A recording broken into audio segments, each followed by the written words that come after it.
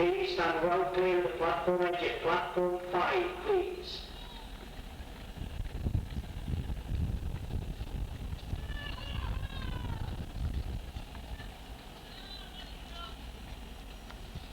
Train has arrived at platform 11. The retimed and delayed 15:12.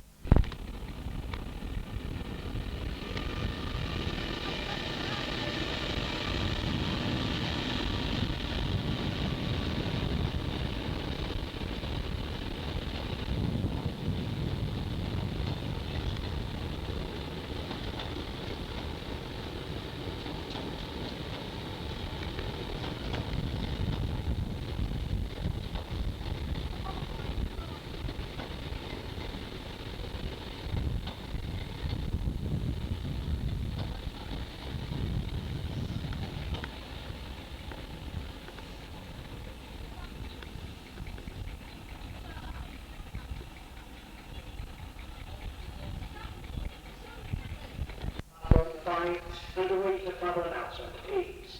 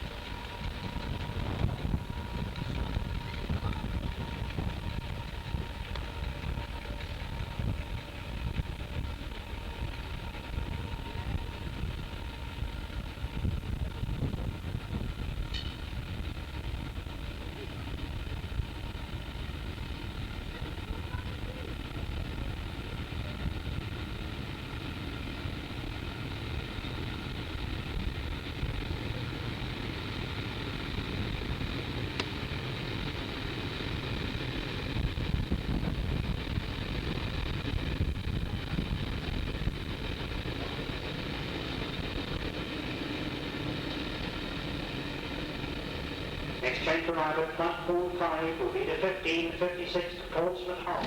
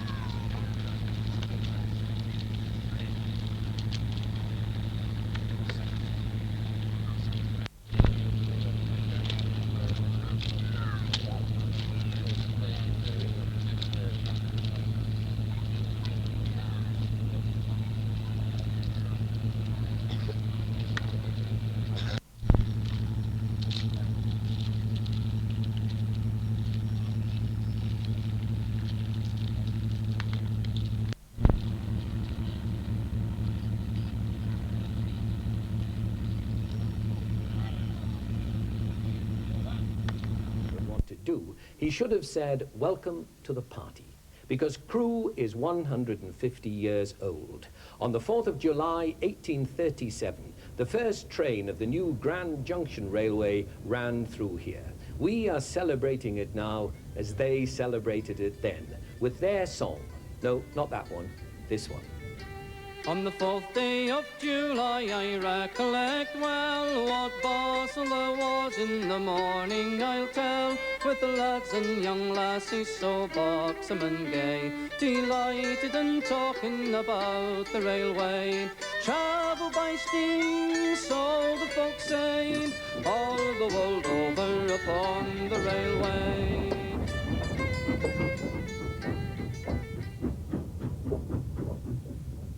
Crewe has always been a railway town, not just a railway junction and a railway station, but a railway works and a railway settlement. Crewe was created by the railways, and it is that creation which this new heritage centre extols, starting with this weekend party. But the centre has another purpose. The celebration of past achievements is good for self-esteem, but that self-esteem is the inspiration for future achievements. And so Crewe is telling the world we had a remarkable past and we intend to have a remarkable future. So in this programme, we want to tell you the story of Crewe, past, present and future. And we'll begin at the beginning with David Jenkins. You may find this rather hard to believe, but if you'd been standing here in the year 1830, you'd have been surrounded by green fields and open countryside. But way up to the north, stirring events were happening in Lancashire, which was to change the face of this rustic part of rural Cheshire. Now in 1830, they opened the world's first intercity main line between Liverpool and Manchester, and it went pretty well straight between the two. Down in the south, another new railway was soon promoted between London and Birmingham, and it was going to end up down here.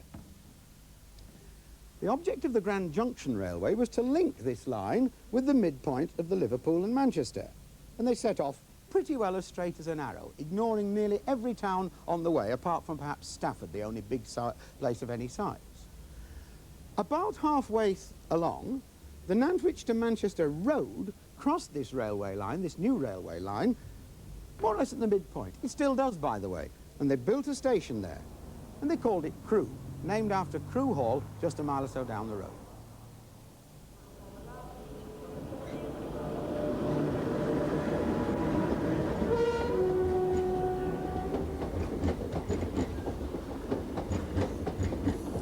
The first train actually called here on the 4th of July, 1837. And he might have stayed like that because Crewe isn't a particularly natural focus of routes. But within a very few years, other lines had joined on to the original Grand Junction. The first one came in from the Chester direction, on my left over there. And a couple of years later, they brought one in from Manchester too. That was a bit of a mistake because the Manchester folks would have rather gone via the Potteries, but that was thrown out by Parliament. So they came down the line just over there. So within 5 years of opening, Crewe had already become a junction on this new trunk system. It wasn't much longer before two more lines, one from the Potteries and one from Shrewsbury, came in from the south end of Crewe. And this formed a radiating pattern of routes which has remained ever since. Now, while all this was going on, the Grand Junction Railway had settled down happily to running its trains, and it had come into an agreement with the Liverpool and Manchester to have its works at Edge Hill near Liverpool. Bit of a strange choice, really, because it was way out at one end of the line. There wasn't much space in the works, and moreover there was trouble with broken crank axles and goodness knows what else. And they'd finally decided they needed somewhere else to put their works. And they settled on this place, in the angle between the Chester line and the Liverpool line away to the north. And they set up a new works right where the new Heritage Centre is. And it turned out to be a very good place to put it, because it was right in the middle of the Grand Junction system, approximately halfway between Birmingham and Lancashire. And a few years later, in 1846, when the whole lot was amalgamated to form a very large new railway, they called it the London and North Western Railway, and this giant stretched all the way from London to Carlisle, lo and behold, the midpoint was still Crewe. And when the Chester line went out to Holyhead, and the Manchester line over there eventually went on and beyond to Leeds, Crewe still remained in the centre.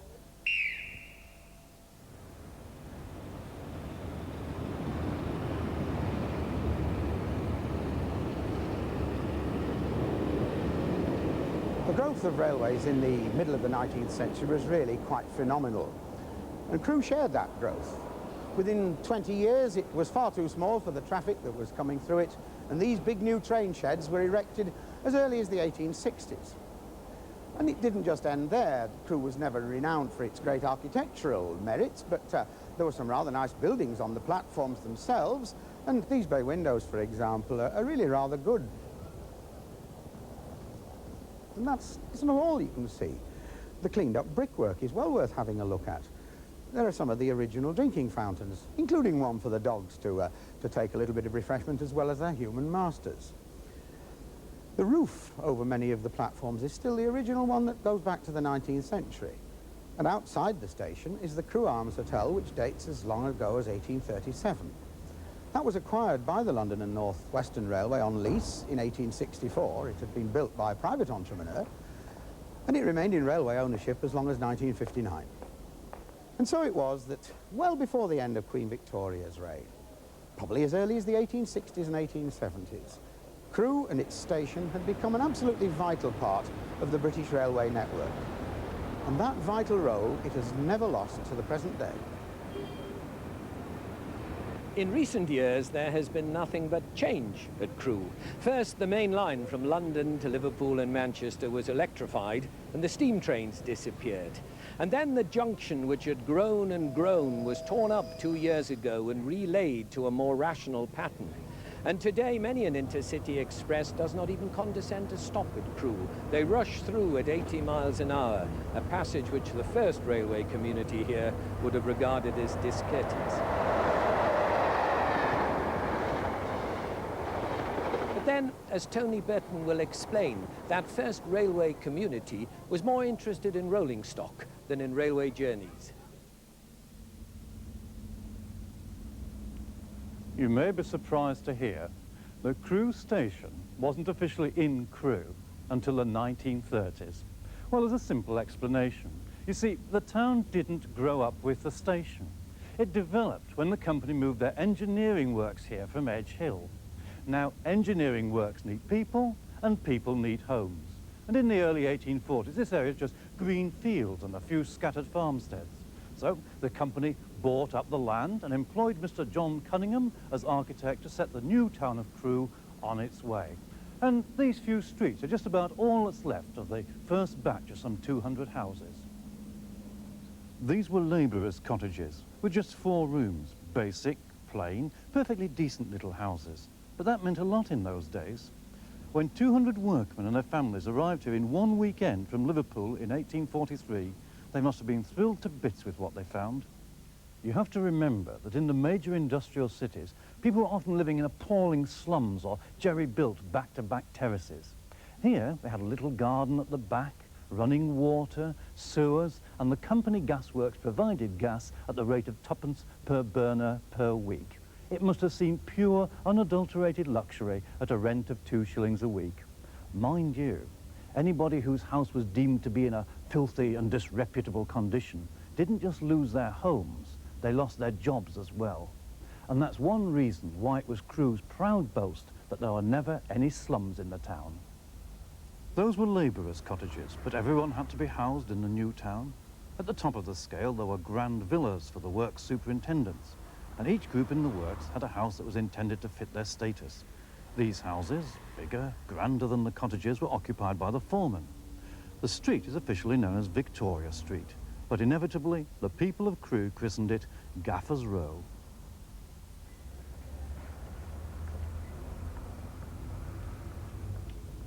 The company had to provide everything that the new town required, and the spiritual welfare of the community was high on the list of priorities. The company and officialdom were very firmly Church of England, so a new church had to be built. And until it was ready, services were actually held in the works themselves. The company built the church, and the company paid for the church, but it wasn't exactly a case of no expense spared. It all looks very fine seen from a distance, but close to, things look a little different. The walls aren't stone at all. They're brick, with stone filling in the important details, and when you get round this side, half the church has gone, demolished a few years ago. That part's still in use, And it's still got a railway connection as a memorial window to John Ramsbottom, the great engineer. But the Grand Junction Company Church is not what it was, nor is everything what it seems. Fine, elegant stone pillar, you might think. Cast iron, made in the company works and painted to look like stone. The company did recognise that not everybody was C of E, so they provided cash help for other churches. There was a Catholic church, but the really strong faction were the nonconformists. Everything from Calvinistic Methodists to particular Baptists. 17 chapels in all. There was no shortage of houses for the faithful, and just one house for the unfaithful, a flourishing brothel over there in Cross Street. If you wanted to choose one place and say, this is the social heart of the old railway town, this would be the place. And it's still an important centre. There's the new public library and the municipal buildings over there, constructed in 1905, quite modern really, but still celebrating the railway connection. The Stephenson's famous locomotive, the Rocket, up there on the weather vane. And the young lady on the facade is holding really very accurate representation of locomotive number 933 Charles Dickens, built, need one say, in Crewe. But up till quite recently, by far the most important place was situated right here on this patch, the Mechanics' Institute. Now that may not sound very exciting, but many of the men who came to Crewe were illiterate, and it was here that they learnt their ABC, while others came to improve their knowledge of technical drawing or mechanical engineering. But there was more to the place than that. It was a great social centre as well. The Working Men's Club, as grandiose in its architecture as any aristocrat's club in central London. And it began under very impressive auspices. The founding father was Francis Trevithick, son of the railway pioneer. The company built it, but when they tried to ban radical papers from the reading room, the men soon showed that they regarded it as their institute. It was an early example of opposition to the company's attempt to dominate every single aspect of life in the town. But there were happier aspects to company rule as well. 1887, Queen Victoria's Jubilee and 50 years of railway history coincided. Not an event to ignore. The company made the grand gesture. They gave the town a park. The man who designed it was not only the most famous chief engineer at the works, but mayor of Crewe as well, Francis Webb. And you could scour the whole of Britain and not find a more colourful, more beautiful park than this.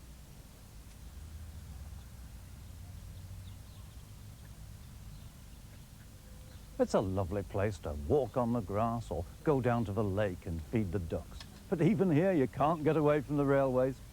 Here it is, in flowers, a portrait of Lion, the oldest working steam engine in the world, which is absolutely fine, except for one thing. It's not a Crewe engine.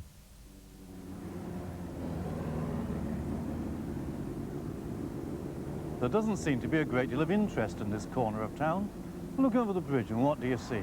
Nothing at all. But there were tracks down there once, and this bit of crumbling wall is all that remains of the Works General Office. There was a time when it seemed the whole town was run from here.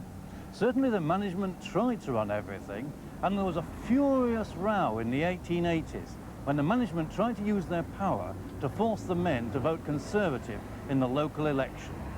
It even made headlines in such august bodies as the Times. But they'd gone too far. They had to back down, and never again did they try to interfere directly in the politics of Crewe. Here in the railway office, they stayed with railway affairs and left the town to the townspeople. But at least they could say they'd given Crewe a town to be proud of. So the new Heritage Centre is on the site of the old railway works. Now the centre has been designed to entertain the whole family and tell them all about Crewe.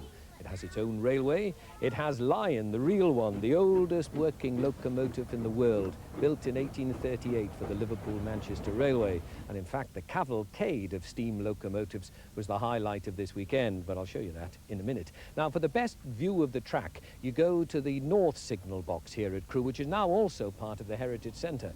I think Tony Burton would like to live there. Oh, with me now is Ernie Johnson. Ernie, this must be all very familiar territory to you. Oh, yes, it is. quite familiar, worked here for many years. And so what are you doing now? Well, we've simulated the signal box as it was, with the layout as it was before the reorganisation, and we've simulated all the workings inside the box without working any outside apparatus. But you can show us what would happen when a train came in. Now, we've got one say up here. Certainly. Yes, I've got a train. Should we demonstrate a train coming in from Chester? And we want to take them into platform 2A. In that case, you'll see the train come along on the track, and I will set the route for the train.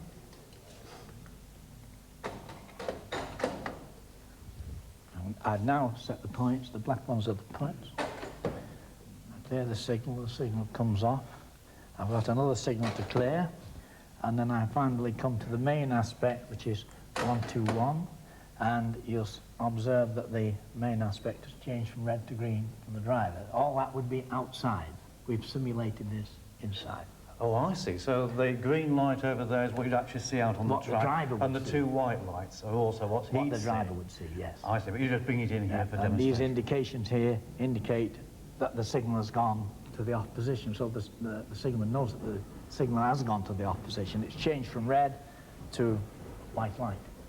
So now what we have, we've got everything clear, and he can no longer wait at his signal, he can go straight into the platform. He proceeds now along the track, and you'll observe that the track circuits will show the train movement as it goes along, and it also locks all the points on its way in. So it's completely safe. Completely. Now, I remember the old days when the signal used to haul on great big levers to work the mechanical semaphore signals. Of course, these are electric signals, obviously much more efficient and not such hard work, but what are the other advantages?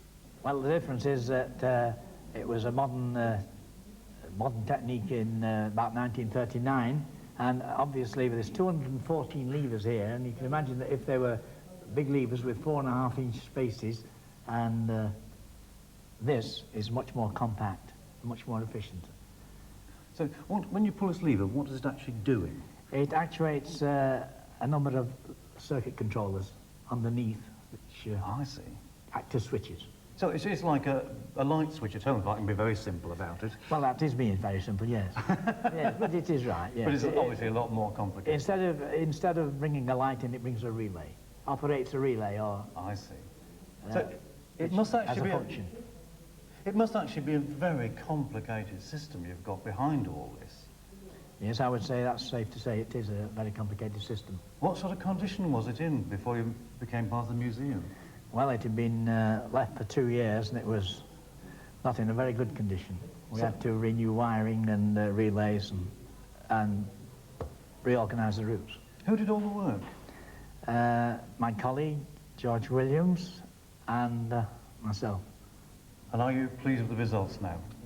We're very satisfied with them, yes, we are. I think it's going to we've achieved quite a lot in the time that was given to us, allowed to us. Well, I'm sure the visitors are going to get enormous pleasure out of it, and I certainly enjoyed watching it. Thanks That's very much. very nice, thank you. Thank you. Now that the old signal box is part of the new Heritage Centre, it has been replaced by a new signalling centre. There are no levers to pull, only buttons to push. That's progress. Now, for railwaymen the world over, Crewe means not the junction or the station, but the works. The works, as I said, is the reason for the town, but the works is also the reason for local pride, as David Jenkinson will explain. This may seem a rather strange locomotive to stand representative for all the mighty machines that came out of Crewe Works, but it's got a story to tell. Look at the date on its nameplate. Crewe Works, 1865. And it was built because a year earlier, the works had grown so large and had to expand down the Chester line to such an extent that they needed their own small miniature railway to operate even within the factory itself. Now, why did it grow so big? The first works was jammed between the Warrington line and the Chester line. Within 5 years, they had to fill up the gap between the Warrington line and the Manchester line. A few years later, the houses had come so close to the original site that they couldn't expand in that direction. There was no choice within 20 years. Green fields yet again. So down the Chester line they went in 1864. By now they'd decided to make their own steel as well, and they'd set up a Bessemer steel plant. But it still wasn't good enough, because to get down to the Chester line, they had to use the main line to Chester. And it was getting so crowded with traffic that they even built a deviation line round the original main line. And all this within the first 20 or 30 years after setting up this tremendous factory. And now I'd like you to meet Francis William Webb, perhaps the most towering genius ever to preside over Crewe Works.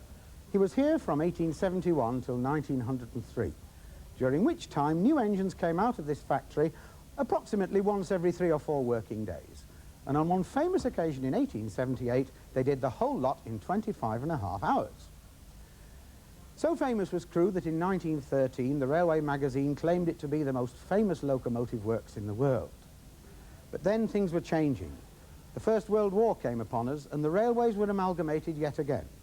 And in 1923, the old London and North Western Railway became a part of the even larger London, Midland and Scottish system. The early days of the LMS were chaotic, to put it mildly, and it wasn't helped by the fact that Crewe Works itself was reorganising its method of production. But in 1932, the real successor to Webb came on the scene. His name was William Arthur Stanier, and he came, of all places, from the Great Western Railway. Now, in the popular mind, he was most famous for his blue streamlined locomotives, the Coronation class that ran the new expresses to Scotland. But in fact, he was most important for the complete range of standard locomotives that he built for the LMS Railway. And he couldn't have done it without the manufacturing capability of Crewe Works. And this is Crewe Works in 1935, a year when they built no fewer than 10 Princess-class Pacifics, or 462s, for the Anglo-Scottish services. The boiler and firebox unit, having been put together elsewhere, is brought to the next stage of assembly, the main locomotive frames, onto which it's lowered from huge overhead cranes. The work was very labour-intensive, and the general idea was to move work to the workforce rather than have the workforce moving to the constructional phase. So at each stage of the activity, the whole unit was moved along the belt, as they called it, to the next stage.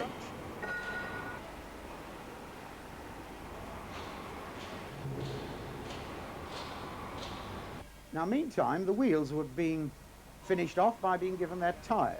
This was a process of heating the tyre until the wheel could be lowered inside the tyre, and then the tyre was shrunk onto the wheel.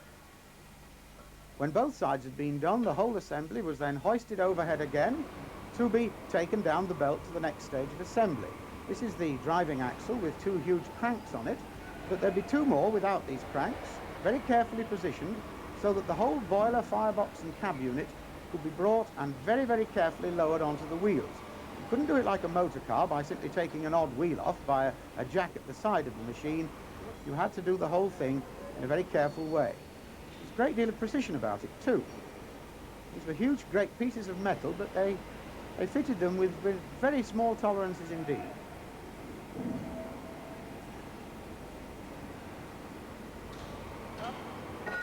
And the same was true in the forge. This is a white-hot billet of steel about to be made into a connecting rod using a drop forge.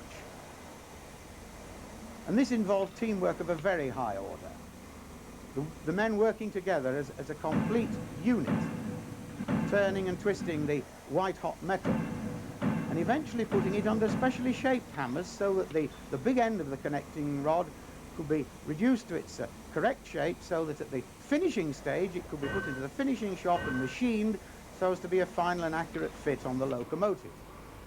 And this fit was again man-handled. And the weight of these components was really quite something. But nevertheless, everything had to fit with a great deal of precision. Stanier was a great workshops man and insisted on very high quality workmanship.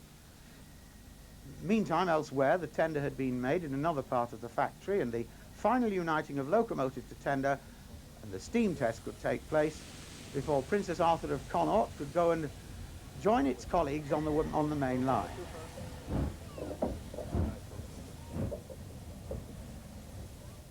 Now that was what they used to build at the Crewe Works, but what do they build now? Well, with me is Norman Hunter of British Rail Engineering Limited, BREL. What are they up to in the works these days? doing what we've always done, building locomotives and building them better with more high tech. We're designing locomotives now which use computer-aided design, and we design these at factories. We now can come up with a much more exciting product, both in design and in shape and in operation. And are they uniquely Crewe locomotives, or can anyone build them now? Well, we'd like to think they're just Crewe, because we design for our own railway system here, and we're designing for operations around the world. We're hopeful that these vehicles will sell around the world. And what are your main products then? Well, the Class 91, which is the Electra program, we're building that with GEC. The Class 87-2 is our own vehicle, and we are the main contractor for that vehicle. It's a mixed passenger locomotive. It can run at high speed for passenger service and for freight. And will that one go through Crewe? Yes, indeed, on the main line. It's for all round Britain, in fact. We would think that British Rail would primarily want to use it maybe in the West Coast main line. There appears to be some confusion in the public mind about British Rail and British Rail Engineering, BREL. Are you still part of British Rail? We are still a wholly owned subsidiary of British Railways Board, but we run our own operation now. We're at arm's length in relationship with the railways. We run 4 key operational centres in the UK, and Crewe is one of those. But you don't get all the work for British Rail necessarily. Indeed not. We have to compete with the private sector for work for British Rail. We're glad to say that over the last 2 years, since they've adopted this policy of competitive tendering, that we've in fact won nearly 60 to 70% of their work. But that means that you're looking for work from other people too. Yes, indeed. Overseas markets are growing, and we are certainly looking to increase our share of overseas markets in locomotives, but primarily in passenger coaches. And I think that the majority of what that we now have got to concentrate on for the UK market is high-speed locomotives, as we're doing at Crewe, passenger coaches for UK, and passenger coaches and bogies for overseas. So you're providers of rolling stock to the world, but is there anything else that you can do in the works if you're short of orders? Indeed, we've been looking at a policy throughout our works of general engineering. The works are tremendous experience in doing general engineering work, and we can repair engines and gearboxes, we can rewind electric motors. There's a whole new technology moving into the works to maximise the output. But do you see the works as being central to the future of Crewe as it always was? Oh, I think so. BREL, I think, in Crewe is one of the most important things for the area. There's a tremendous number of people from our works live in Crewe, and I think it's central, and it's the key, one of the key operations in this area. So the trick is to produce something that nobody else is producing, that you can sell worldwide. That's right. Well, we'd like to think the new Class 91 and 87-2 locomotives are just that. We're building these vehicles like we think no one else is building them around the world. Modular, with high tech, with benefits to the customer, and that's really what matters. If we can build vehicles that are of benefit to the customer and don't just look nice, then we'll sell them. Norman, thank you very much. Well, now they're having an open day at the works this weekend, so they couldn't keep Tony Burton out. If someone announces it's open day at the local factory, you might expect a few people to turn up. But when it's open day at Crewe Works, they come in their thousands. Enthusiasts all, cameras at the ready. For some, the great attraction is the steam engines, from the Victorian splendours of Cornwall to the giants from the end of the steam age. But a new generation going to ecstasies and sigh nostalgically over the preserved Deltic or the Class 2 diesel. And even the modern engines in for repair draw a crowd.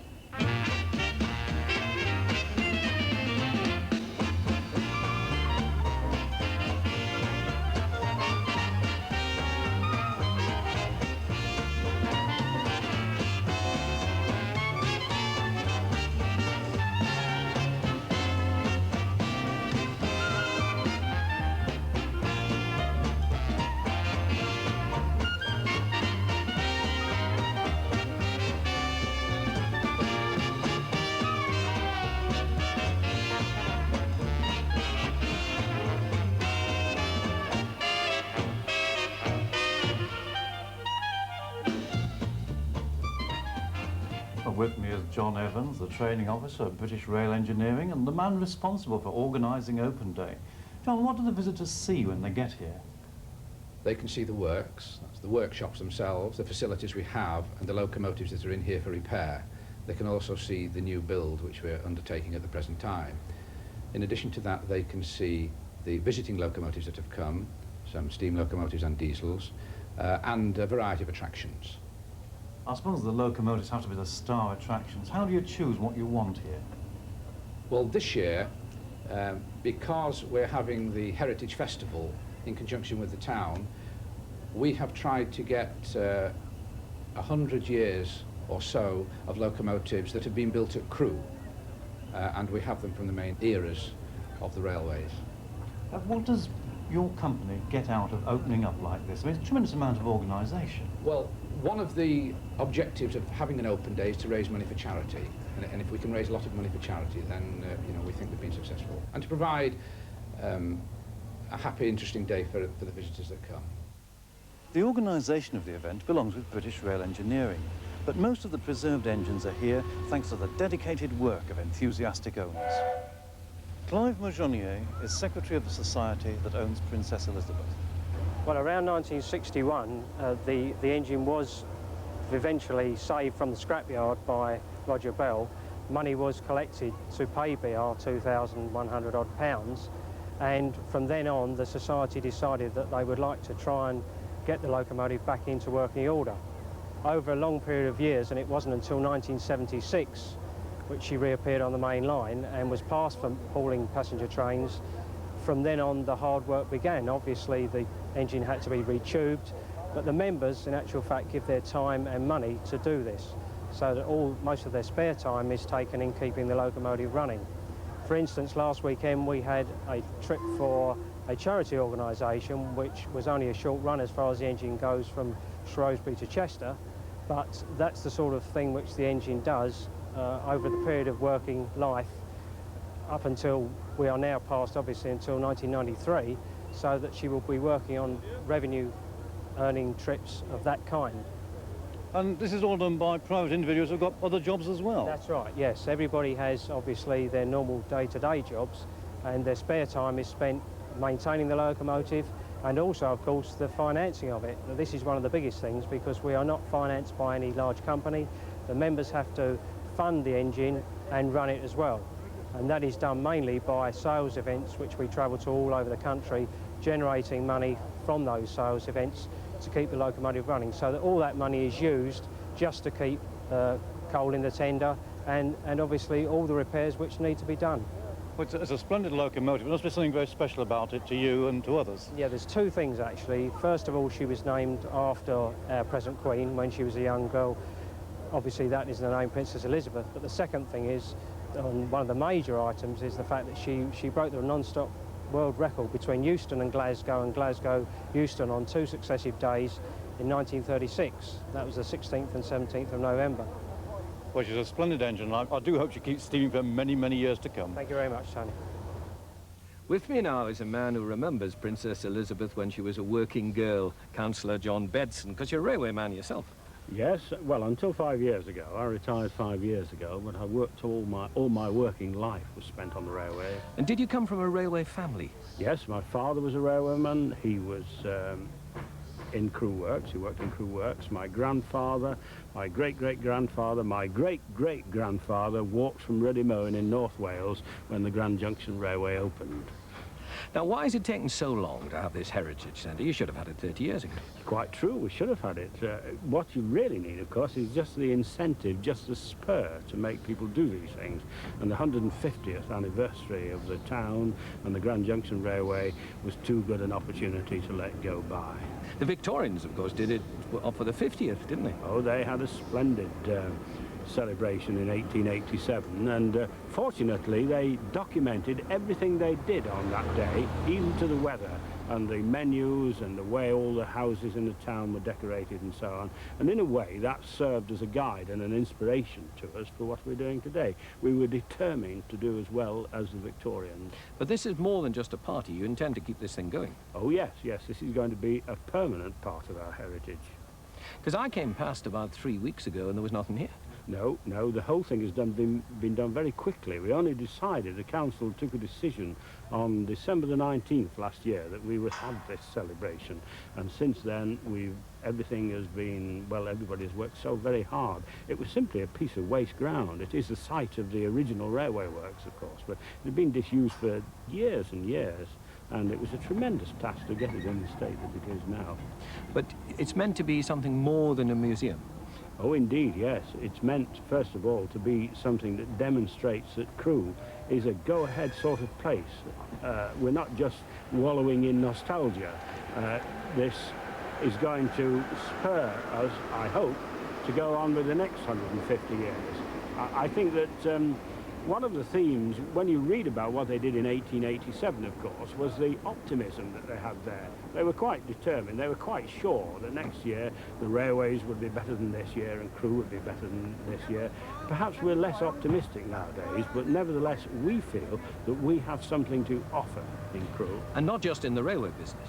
No, oh no, indeed. We have to recognise now that although Crewe is still a railway town and still a lot to offer to railways, we have to diversify, and this really is what we're trying to do and what we're succeeding in doing. So should we keep an eye on the business park as the place where Crewe will expand? The Crewe Business Park is a very important, even more important to the future of Crewe than this exhibition centre. The two things are not unconnected. We feel if we can demonstrate that we can put on something like this in 5 months, then surely we can demonstrate to business people that we can do a similar sort of thing in our business park. But you expect this to be a going concern? It will be a going concern, I have no doubt about that. I think that people, not only locally but nationally, are interested in the history of railways, and I think that this is a unique exhibition. We're not really in competition with York Museum and places like that. This is actually a living part of history. We've got around us the historical part of the railways going back for 150 years, and at the same time we've got the very latest in railway technology actually on the site, and trains going by within a few yards of where we've got 150-year-old exhibits. That's something that's quite unique, I think. But it is not today's trains which have drawn the people on this first weekend at the Crewe Heritage Centre. It is the ancient locomotives, the steam trains.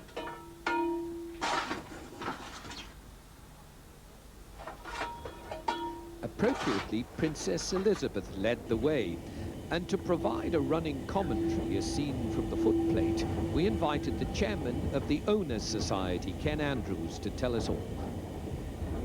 We're now on the main Chester to Crewe line, and the engine itself is in reverse, and we're just approaching now.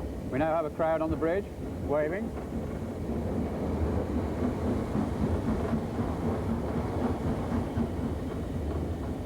The engine's still in reverse. We're approaching the Heritage Centre.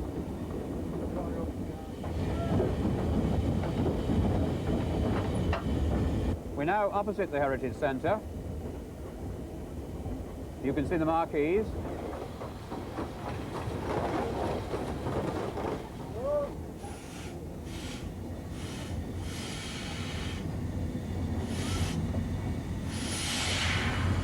The brake is now on, and the driver is now altering the gear from reverse to forward.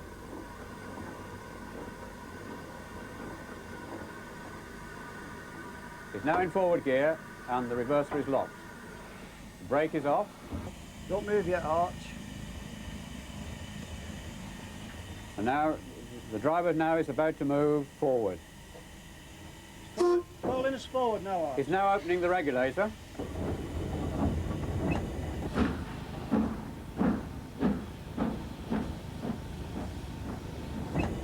And closing it again.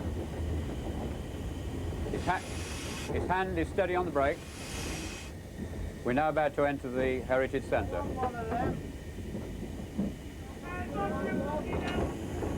Crowd lining the fence.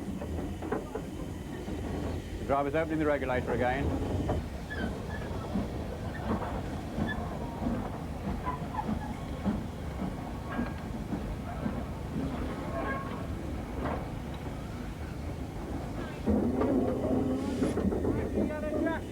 We're just coming in past the mound inside the Heritage Centre. You can see people waiting for our arrival. Waving, I hope.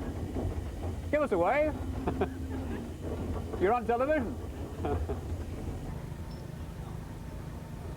Princess Elizabeth taking her rightful place in the Heritage Centre. Well, now, David Jenkins and I had the best possible view of the cavalcade, so I simply picked his brains. Do you think she's going to get in everybody's way, though, being there?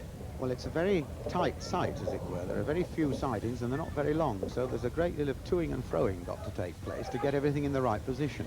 Because when the Queen comes, they're going to give her a model of Princess Elizabeth, aren't they? So I believe, yes. Well, now, once we get her settled and moved, we can start bringing the others in. How many have we got altogether? I think there are about another 6 or 7 due to come down. The first lot there'll be 4 in the first group, and I think 2 more, plus the ones that are on site already, so there'll be about 8 or 9 there at the end of the day. Well, now, here they come, led by... number D200. This is a diesel-electric mainline locomotive built in 1959 as part of the new modernisation scheme. British Rail have entered into the spirit of it by painting it in its olden colours, its old colours. It still belongs to them, doesn't it? Oh, yes. And here's Duke of Gloucester, a very large express passenger locomotive, then a diesel hydraulic, Western Prince, and finally a Class 24 diesel electric, and all 4 of them built at Crewe at different times in the British Railways period. And 3 of the 4 now looked after by enthusiasts? Yes, indeed. Because are enthusiasts as keen on diesels as they are on the older ones? Oh, yes, the diesel enthusiasts are every bit as enthusiastic, as it were, as their steam colleagues. There's a certain amount of rivalry between them, though. But it must be much harder, must it, to find bits for the old ones, the real old steam locomotives, and indeed manuals on how to maintain them than it is of the newer ones. Well, Duke of Gloucester itself is a remarkable example of that. But the diesels are probably slightly easier to cope with because, in a sense, that the memory isn't quite so far away. Some of these are still active on the railway, and some only were withdrawn a few years ago. Why aren't the other 3 under their own steam? Because there are very strict regulations as to the operation of private locomotives on British railways. Privately owned diesels are not permitted to run under their own power on the BR lines at all, and steam locomotives have to undergo some very severe examinations. She's a lovely locomotive, that Duke of Gloucester, isn't she? Oh, yes. Wasn't she almost the last one they built here? The very last express type to be built at Crewe, yes. I mean, if we hadn't gone diesel, would we still have them? Well, I don't know whether we'd still have these, but certainly Duke of Gloucester might well have been the prototype, but in fact it was the D200 type that took over only a few years after Duke of Gloucester was made. And at least Crewe got the job of building it, yes. So they were happy. Here she comes again. All by herself this time. Yes, and now this is Duke of Gloucester with the going back into its berth. This was an amazing restoration by the people in Loughborough, an entirely privately sponsored affair. It was really nothing much more than a heap of bits and pieces. Half the components had to be fabricated again, and this was a one-off locomotive that might have led the way later. Who's that? That's Tony Mosley, who's very much involved with the railway movements on this heritage centre. Well, he's the superintendent now, isn't he? That's right, yes. You can't go anywhere without his permission. No. Not if you're a locomotive. He's going to have to undo that a little bit more. Needs a bigger breakfast, I think. This is quite a tricky job, actually, very much part of the older railway methods, the screw coupling. We used to see that always, didn't we? Yes, indeed. There's still quite a lot of it about, and it can still be quite dangerous if you're not very careful. There we are. The red dragon goes off. They'd actually be moved around on the site. Who's making all that smoke? Yeah, there it is. It's called Wiston. It's a little austerity locomotive, again designed by a crewman, a chap called Riddles. And talking of Crewe, here's perhaps the most famous locomotive on show today, Cornwall. That's a little one at the front. Yes, that's the little one at the front. We've lent it to Crewe from the museum at York, and it's going to stay here all summer. That's very generous of you. Are you not feared that all your visitors who would have come to York will now come to Crewe instead? Well, we hope they'll go to both. But Cornwall is what is known as the Crewe type of locomotive. This particular configuration of the rather distinctive curves at the front and the single driving wheel and the frames holding the motion together. This was very much a product of Crewe in the 1840s and 1850s. Cornwall was built in 1847 and converted to this form about 10 years later. But where did you find it? Well, it went on working at Crewe until well into the present century. Used on sort of engineers and special saloons. It didn't do much hard work in the 20th century. Now, is the big one interesting as well? Yes, indeed. They think it is. Yes, well, this is another Stanier design, and there were more of these built than any other Stanier locomotives, 852 of them altogether, from the 1930s through to the 1940s. Many of them built for service overseas during the war, and by the other mainline railway companies as well. Because you always think of Stanier building only for LMS. Well, this is an LMS design, but they were built by the other three principal railways during the war, because all the railways were effectively in public ownership then, even though they still flew their private colours. That's a lucky lad on there. Yes, he's having a great I never day. understand why Stanier didn't put pressure on them to straighten the line up on the west side of the country, and then his trains could have gone even faster. Well, I don't think the mechanical engineers had as much influence as they'd like over the civil engineers. Perhaps that's what the cause was. Well, they should have had, because he knew more about railways than they did. Ah, there she is. She is lovely, isn't she, Cole? Yes, we had it repainted 2 or 3 years ago when it went on special exhibition in Japan, so she's been around quite a bit of this locomotive. Is she your favourite? I daren't have favourites, but it's certainly one of the ones that I find most important exhibit, and very typical of the sort of thing that was happening here in the very early days of this famous works. She's going to be a great attraction here at Crewe all Yes, summer. it's been placed into a sort of pole position, or the place of honour in the Heritage Centre, where it will stay for visitors to see, safe and undercover.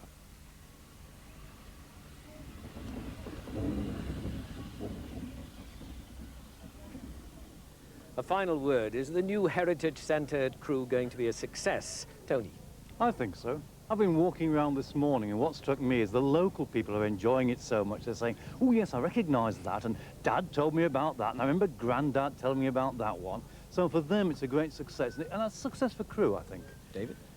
Well, echoing what Tony said, and it's also a great success for the people who put it together in something under 6 months. I think that's amazing. And the nice thing about it is that it's not just about engines and machines, it's about the people of this town. And railways were about people, no more than here. I don't see it can miss. And lots of people will come, you know. They reckon there are 6 million railway enthusiasts in Britain, 60 million in Europe, 600 million in the world. So Crewe is not going to be short of visitors. And when they do come to Crewe this time, they'll know what to do.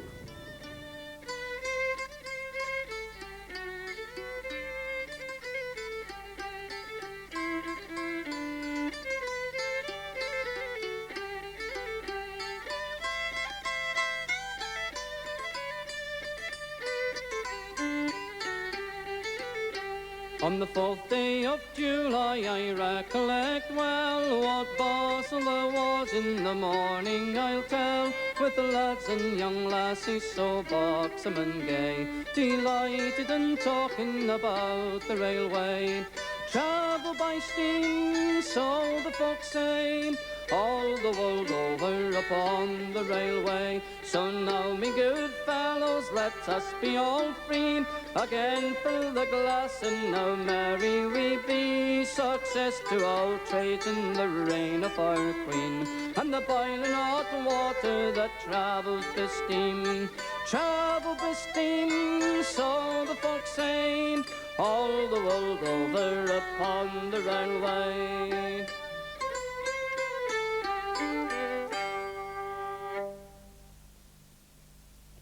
Miles Kington continues his Steam Days series by going west on Sunday at 5:55 on BBC One, visiting Temple Mead Station in Bristol and meeting the Iron Duke, the first engine to haul the crack passenger expresses of early Victorian times.